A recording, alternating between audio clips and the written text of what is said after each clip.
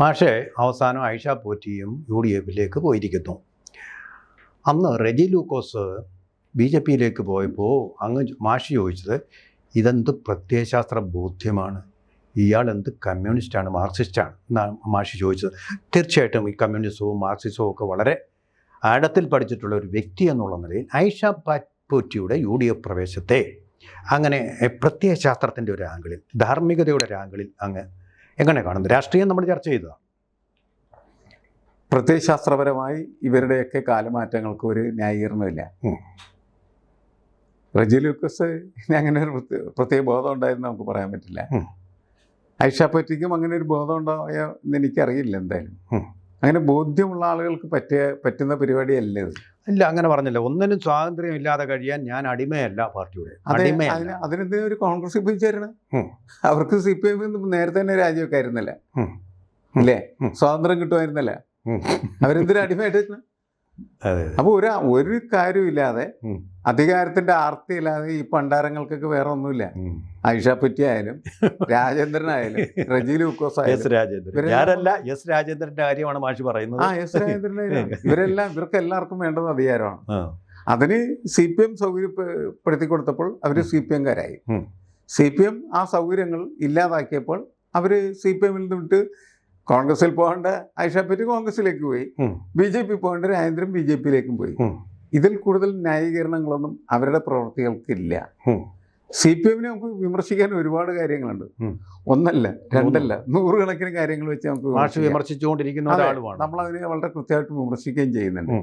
പിണറായി വിജയൻ്റെ ഏകാധിപത്യം എന്ന് പറയുന്നത് തന്നെ വളരെ ശക്തമായിട്ടുള്ള ഒരു വിഷയമാണ് CPM-നെ എതിർക്കാൻ. പക്ഷേ അവർ നിൽക്കുന്ന ഇടതുപക്ഷ രാഷ്ട്രീയത്തിൽ നിന്ന് അവർക്ക് താഴെ ഇറങ്ങി മറ്റൊരു സ്ഥലത്ത് ചേക്കേറാൻ അത് ന്യായീകരണമല്ല. അതാണ് പ്രശ്നം. അവർക്ക് പിണറായി വിജയന്റെയും അതുപോലെ CPM ഒരു അടഞ്ഞ പാർട്ടിയാണ് അല്ലേ? ശരി ആണോ? അടഞ്ഞ പാർട്ടിയാണ്. പണ്ട് നേരത്തെ MN വിജയൻ പറയുമായിരുന്നല്ലേ, കാറ്റും വെളിച്ചവും കടത്തിവിടുക എന്ന് പറയും.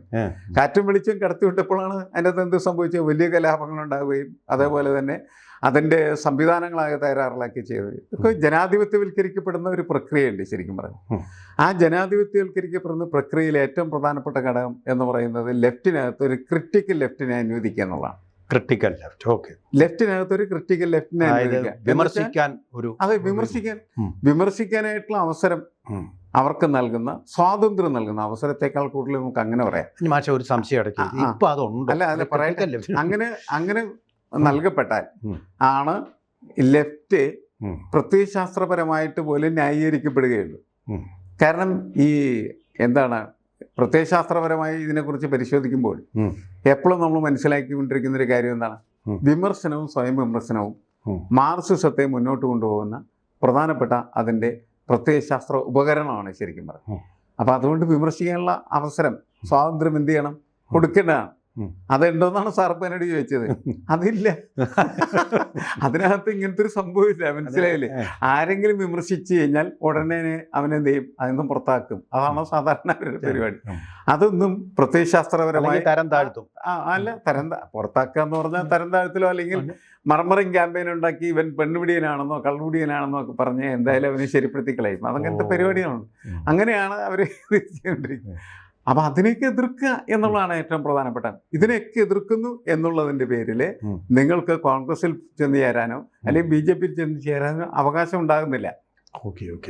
പ്രത്യയശാസ്ത്രപരമായി നിങ്ങൾ ഇടതുപക്ഷമാണെങ്കിൽ തീർച്ചയായും. അല്ലെങ്കിൽ എന്താ പ്രശ്നം?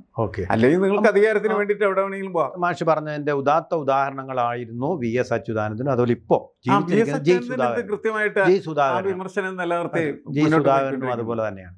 പക്ഷേ എൻ്റെ മാഷ്, ഞാനൊരു വിദ്യാർത്ഥിയുടെ ചോദ്യമാണ് ചോദിക്കുന്നത്. ചിലപ്പോൾ വിഡിതമാവും, മാഷ് തിരുത്തിക്കൊള്ളുക, കുഴപ്പമില്ല. നമ്മളിപ്പോൾ മാഷിൻ്റെ പാർട്ടിയും പറയുന്നുണ്ട്, എല്ലാവരും പറയുന്നുണ്ട്, ഒരാൾക്ക് മതമെന്ന് പറയുന്നത് അവൻ ജനിച്ച മതമാണ്. അവന് കുറച്ച് ബോധ്യം വന്നു കഴിയുമ്പോൾ, അറിവ് വന്നു കഴിയും, പക്വത വന്നു കഴിയുമ്പോൾ അവന് ഇഷ്ടപ്പെട്ട മതം സ്വീകരിക്കാം, സമ്മതിക്കുന്നുണ്ടല്ലോ. എന്ന് പറയുന്നത് പോലെ ഒരാളൊരു പാർട്ടിയിൽ ഇരുന്നതിന് ശേഷം ഈ പാർട്ടിയുടെ ആദർശങ്ങൾ അല്ലെങ്കിൽ നയങ്ങൾ കൊണ്ട് ഇന്ത്യയിൽ പുരോഗമനം ഉണ്ടാവുകയില്ല, പട്ടിണി തുടച്ചു മാറ്റാൻ എന്നൊരു തോന്നൽ വന്നു കഴിഞ്ഞാൽ തീർച്ചയായിട്ടും മാറാം. അതങ്ങനെയാണല്ലോ മാറേണ്ടത്. അങ്ങനെ മാറുന്നതിൽ എന്താ അതിപ്പോ രാഷ്ട്രീയ പ്രസ്ഥാനങ്ങൾക്ക് ഏത് രാഷ്ട്രീയ പ്രസ്ഥാനവും തിരഞ്ഞെടുക്കാനായിട്ടുള്ള ഒരു സ്വാതന്ത്ര്യം എന്ന് പറയുന്നത് എല്ലാ മനുഷ്യരുണ്ട്. പക്ഷെ നമുക്കറിയാലോ ഇവിടെ അങ്ങനെയാണോ ഇത് സംഭവിക്കുന്നത്? ഇവരൊക്കെ ചെയ്യുന്നത് അങ്ങനെയാണോ? ആണെന്ന് പറഞ്ഞിട്ട് ഒന്നിനും ഒരു ന്യായമില്ല. കാരണം വെച്ചാൽ എപ്പോഴാണ് ഇവര് ഇതൊക്കെ തുടങ്ങുന്നത്? തെരഞ്ഞെടുപ്പ് വരുന്ന സമയത്ത് അല്ലേ? തെരഞ്ഞെടുപ്പ് വരുന്ന സമയത്തല്ലേ തുടങ്ങുന്നത്? വളരെ പ്രധാനപ്പെട്ട ഒരു കാര്യം കൂടി, എനിക്ക് വേണ്ട പരിഗണന നൽകുന്നില്ല. അതെ, പരിഗണന എന്ന് പറഞ്ഞാൽ എന്താണ്? എന്നെ മത്സരിപ്പിക്കുന്നില്ല അതല്ലേ? അപ്പൊ തെരഞ്ഞെടുപ്പ് വരുന്ന സമയത്ത് മാത്രമാണ്, തെരഞ്ഞെടുപ്പ് അധികാരത്തിന്റെ ഒരു ഭാഗമാണ്. അധികാരം ഇല്ലാത്തൊരു പാർട്ടിയാണ് ഇതെന്ന് വിചാരിക്കുക. അങ്ങനെയാണെങ്കിൽ ഇങ്ങനത്തെ ഒരു വിഷയം നമുക്ക് ഡിസ്കസ് ചെയ്യേണ്ടി വരില്ലായിരുന്നു.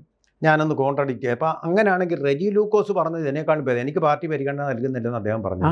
അദ്ദേഹം പറഞ്ഞത് കേരളത്തിൻ്റെ വികസനത്തിന് BJP ആണ് കുറച്ചുകൂടി നല്ല പാർട്ടി, അതുകൊണ്ട് കേരളം ഞങ്ങളങ്ങ് കയ്യേറ എന്നുള്ള വാക്കാണ് ഉപയോഗിച്ചത്. അപ്പോൾ വാക്കിലെങ്കിലും അത് ശരിക്കും പ്രാക്ടീസിൽ അങ്ങനെ അല്ലെങ്കിലും വാക്കിലെങ്കിലും അദ്ദേഹം ഒരു അല്ല, നമ്മൾ ഇന്നത്തെ കാര്യങ്ങളെല്ലാം വിശദമായിട്ട് പരിശോധനയ്ക്ക് വിധേയമാക്കുമ്പോൾ നമ്മൾ ഇതിൻ്റെ സത്യസന്ധമായ കാരണങ്ങൾ എന്താണെന്നുള്ള പരിശോധിക്കുന്നത്. തീർച്ചയായും. അപ്പോൾ അങ്ങനെ നോക്കുന്ന സമയത്ത് നമുക്ക് തോന്നിയ ഒരു കാര്യം, ഈ 3 പേരുടെ കാര്യത്തിൽ അവർക്ക് അധികാരമാണ് പ്രധാനപ്പെട്ട പ്രശ്നം, അതുകൊണ്ട് അവർ അധികാരം അന്വേഷിച്ച് പോകുന്നു എന്ന് മാത്രമേ ഉള്ളൂ. പക്ഷേ അവർക്ക് CPM-ആയിട്ട് പലതരത്തിലുള്ള അഭിപ്രായ വ്യത്യാസങ്ങളുണ്ടാകും. ഈ റെജി ലൂക്കോസ് എന്താണ് കഴിഞ്ഞ നാളുകളിൽ, കഴിഞ്ഞ ദിവസങ്ങളിൽ, തലേ ദിവസം വരെ പറഞ്ഞുകൊണ്ടിരുന്നിരുന്നത്? CPM-നെ ന്യായീകരിക്കുന്നതിന് വേണ്ടിയിട്ട് ടെലിവിഷനകത്ത് വന്നിരുന്ന് എന്ത് വൃത്തിയായിട്ട് CPM ചെയ്താലും അതിനെയൊക്കെ ന്യായീകരിച്ചിട്ടിരുന്ന ഒരു മനുഷ്യനാണ്. തീർച്ചയായിട്ടും. അങ്ങനെയുള്ള ഒരാളുടെ തലച്ചോർ അത് പരിശോധിക്കേണ്ടതാണ് ഇങ്ങനെ മാറുമ്പോൾ എന്നാണ് എനിക്ക് തോന്നുന്നത്. പക്ഷേ ഞാൻ എനിക്ക് സംശയം ചോദിക്കുകയാണ്, അല്ല മാഷിനെ ചോദ്യം ചെയ്യുകയല്ല. ഈ ഹക്സർ എന്ന് പറയുന്ന ഒരു വക്കീൽ, ഹക്സർ നമ്മുടെ അന്തിച്ചർച്ചക്കാരനായിരുന്നു അദ്ദേഹം അവിടെ ഇരുന്നുകൊണ്ട് ഞാനൊരു റൊമാൻറ്റിക് കമ്മ്യൂണിസ്റ്റാണ്. കമ്മ്യൂണിസ്റ്റ് റൊമാൻറ്റിസം അല്ല, റിയലിസം മാത്രമേ ഉള്ളത്, വേറൊരു കാര്യം. അത് റൊമാൻറ്റിക് കമ്മ്യൂണിസ്റ്റാണ്, എല്ലാവരും അങ്ങനെ ഇങ്ങനെ ജീവിക്കുന്ന ഒരു സമൂഹമാണ് ഞാൻ സ്വപ്നം കണ്ടതെന്ന് പറഞ്ഞു. അത്രേ പറഞ്ഞുള്ളൂ. പാർട്ടിയെ നേരിട്ടൊന്നും വിമർശിച്ചില്ല. വെള്ളാപ്പള്ളി നടേശനെ മാത്രമേ വിമർശിച്ചുള്ളൂ, അനുകൂലിക്കരുതായിരുന്നു. അപ്പോഴത്തേക്കും പാർട്ടിയുടെ നോട്ടീസ് പുള്ളിക്ക് വന്നു, നിങ്ങൾ പറഞ്ഞ കാര്യങ്ങൾ ശരിയല്ല എന്ന് ഞങ്ങൾക്ക് ബോധ്യമുണ്ടെന്നുള്ള തരത്തിൽ പാർട്ടിയുടെ വന്നു. കൊടുക്കാം. അതെങ്ങനെയാണെന്ന് വെച്ചാൽ, ഒരു രാഷ്ട്രീയ പാർട്ടി നമ്മുടെ സമൂഹത്തിൽ കേരളത്തിൽ പ്രവർത്തിച്ചുകൊണ്ടിരിക്കുന്നത് എങ്ങനെയാണെന്ന് വെച്ചാൽ, ആ രാഷ്ട്രീയ പാർട്ടി പറയുന്നതൊക്കെ ശരിയാണെന്ന് പറയുന്ന ആളുകൾ മാത്രം ആ രാഷ്ട്രീയ പാർട്ടികൾക്കകത്ത് മതി എന്നുള്ളതാണ്. മനസ്സിലായി?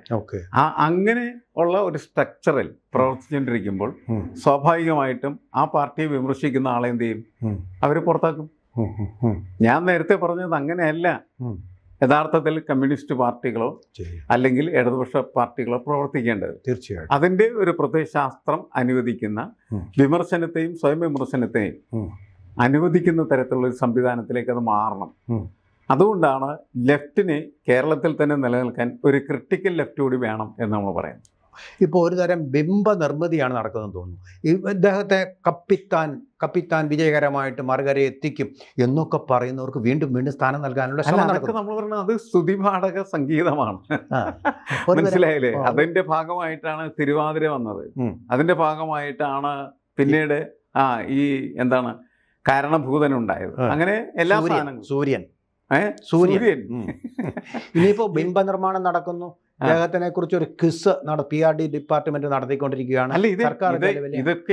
ഇതൊക്കെ ഇടതുപക്ഷ ബിംബ നിർമ്മാണങ്ങളാണ്. ഇതൊക്കെ ഇടതുപക്ഷമാണെന്ന് ആരാണ് പറഞ്ഞത്? ബിംബ നിർമ്മാണ പ്രക്രിയകൾ. അതെ, ഇതെല്ലാം തന്നെ ഇടതുപക്ഷ സംവിധാനത്തിന്റെ ഒരു ഭാഗമായിട്ട് നമുക്ക് വിലയിരുത്താനായിട്ട് പറ്റില്ല. ഫാഷിസ്റ്റ് സംവിധാനത്തിന്റെ ഭാഗമല്ല, ഹിറ്റ്ലർ നടപ്പാക്കിയ കാര്യം എന്നുള്ളതാണ് പ്രശ്നം. മനസ്സിലായില്ലേ? ഇത് തുറന്നു പറയാൻ പറ്റുന്ന തരത്തിലുള്ള ശേഷിയുള്ള എത്ര നേതാക്കളാണ് ഇപ്പൊ ആ പാർട്ടിക്കകത്തുള്ളത്? ഒറ്റയാളുമില്ല. തീർച്ചയായിട്ടും അതൊരു വലിയ പ്രശ്നമാണ്. മുൻകാലങ്ങളിൽ അങ്ങനെയല്ല. ആ പാർട്ടിയുടെ പ്രവർത്തനത്തിനകത്ത് ഉൾപാർട്ടി ജനാധിപത്യം എന്ന് പറയുന്ന ഒരു ഹെഡിങ്ങിനകത്ത് ഈ സംഭവങ്ങളൊക്കെ നടക്കും. എല്ലാ വിമർശനങ്ങളും അകത്ത് നടക്കും. പുറത്ത് വിമർശിക്കണ്ട. അകത്ത് വിമർശിക്കാൻ സൗകര്യം ഉണ്ടെങ്കിൽ ആരും പുറത്ത് വിമർശിക്കില്ല. ഇവിടെയുള്ള പ്രശ്നം എന്താ വെച്ചാൽ അകത്ത് വിമർശിക്കാൻ അനുവദിക്കുന്നില്ല. അതുകൊണ്ട് അവർ പുറത്ത് വിമർശിക്കുന്നു. അപ്പോൾ അവർക്കെതിരെ വലിയ പടവാൾ എടുക്കുന്നു.